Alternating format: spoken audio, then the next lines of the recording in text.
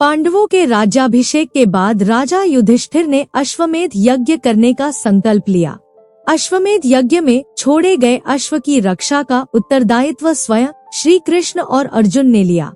वे घोड़े के साथ विभिन्न राज्यों से होकर गुजर रहे थे, जहां राजा यदि यज्ञ स्वीकार न करता तो युद्ध होता और विजय पर मार्ग आगे बढ़ता। उधर रत्नपुर के महान और धर्मात्मा राजा मयूरध्वज ने भी उसी समय अश्वमेधीय अश्व छोड़ा था। मयूरध्वज परम राजा होने के साथ भगवान श्री कृष्ण के अखंड प्रेमी और भक्त थे। उनका पुत्र ताम्रध्वज महान योद्धा और वीर था।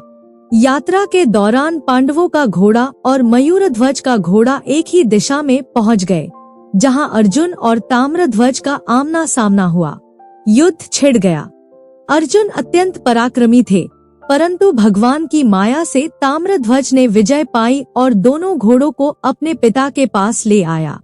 जब ताम्रध्वज विजय होकर लौटा तो उसने सोचा कि पिता अत्यंत प्रसन्न होंगे, परंतु मयूरध्वज के मन में आनंद के स्थान पर अत्यंत दुहक छा गया। कारण अर्जुन उनके आराध्य भगवान श्री कृष्ण के अनन्य सखा थे। भक्त का हृदय भगवान के प्रियजनों के दुहक को सहन नहीं कर सकता। उधर अर्जुन मूर्छा से जागे और घोड़े के लिए व्याकुल हो उठे। भक्त की पुकार पर प्रभु परवश हुए। श्री कृष्ण ने एक ब्राह्मण का वेश धारण किया और अर्जुन को अपना चेले के रूप में साथ लेकर राजा मयूरध्वज के दरबार में पहुँचे। दरबार में प्रवेश करते ही उनके तेज और दिव्य आभा ने राजा को चकित कर दिया। राजा प्रणाम करने ही वाले थे कि ब्राह्मण रूप श्री कृष्ण ने पहले ही उन्हें आशीर्वाद दे दिया।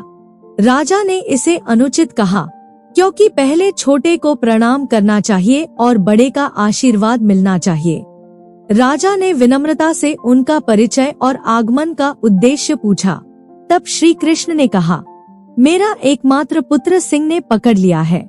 मैंने बार बार प्रार्थना की, पर उसने उसे छोड़ने से मना कर दिया। अंततः उसने यह शर्त रखी है कि यदि राजा मयूरध्वज प्रसन्नतापूर्वक अपने शरीर का दक्षिण भाग अपनी पत्नी और पुत्र के हाथ से चिरवाकर दे दे, तो वह मेरे पुत्र को छोड़ देगा। इतना असंभव और भीषण वचन सुनकर भी राजा मयूरध्वज के मुख पर विचलन नहीं आया।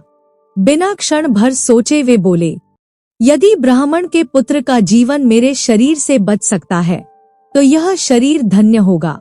मैं तैयार हूँ। पत्नी ने अर्धांगिनी होने के नाते शरीर देने की इच्छा व्यक्त की, पर ब्राह्मण ने कहा कि केवल राजा का दक्षिण भाग ही चाहिए। पुत्र ताम्रध्वज ने कहा कि वह पिता की प्रतिमूर्ति है, इसलिए वह अपना दक्षिण भाग दे सकता है, परंतु ब्राह्मण ने उसे भी अस्वीकार किया। अब वह अद्भुत दृश्य आरंभ हुआ। दो स्तंभों के बीच राजा मयूरध्वज बैठ गए। रानी और पुत्र दोनों रोए बिना आरा चलाने लगे।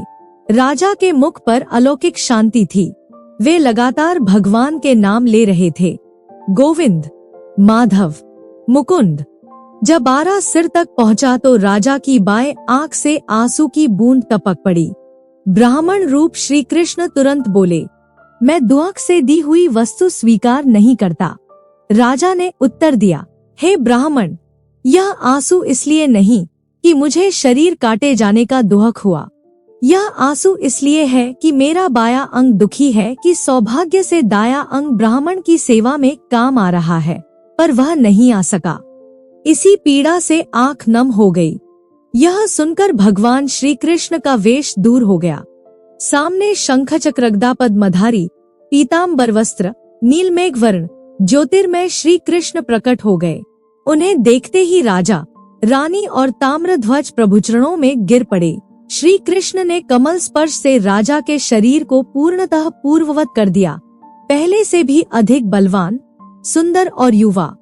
प्रभु ने प्रसन्न होकर उन्हें वर मांगने को कहा।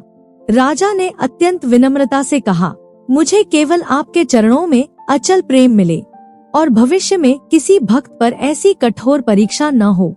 भगवान ने राजपरिवार को 3 दिन तक दर्शन और सानिध्य का सुख दिया। तदुपरांत अर्जुन के साथ घोड़ा लेकर आगे बढ़ गए। यह कथा सिद्ध करती है कि सच्ची भक्ति सिर्फ पूजा नहीं, समर्पण और निष्ठा है। भगवान भक्त की परीक्षा लेते हैं, दंड नहीं देते। भक्त का हृदय प्रभु के प्रेम के लिए सर्वस्व त्यागने को तैयार रहता है। दोस्तों, अगर आपको यह कहानी पसंद आई हो तो इसे लाइक जरूर करें और हमारे चैनल को सब्सक्राइब करना न भूलें। आपका छोटा सा समर्थन हमें और भी नई और रोचक कहानियां लाने की प्रेरणा देता है। और हाँ, खुशी और कहानी कभी अपने तक नहीं रखनी चाहिए, इसे अपने दोस्तों और परिवार के साथ भी जरूर साझा करें।